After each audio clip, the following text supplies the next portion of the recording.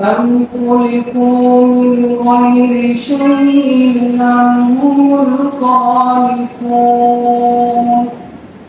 أم خلقوا السماوات والأرض بل لا يوقنون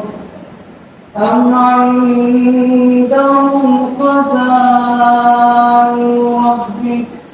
أم هم المسيطرون أم لهم سلم يستمعون فيه فليأت مستمعهم بسلطان مبين أم له البنات ولكم البنون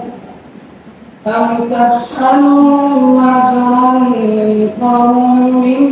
مغرم مثقلون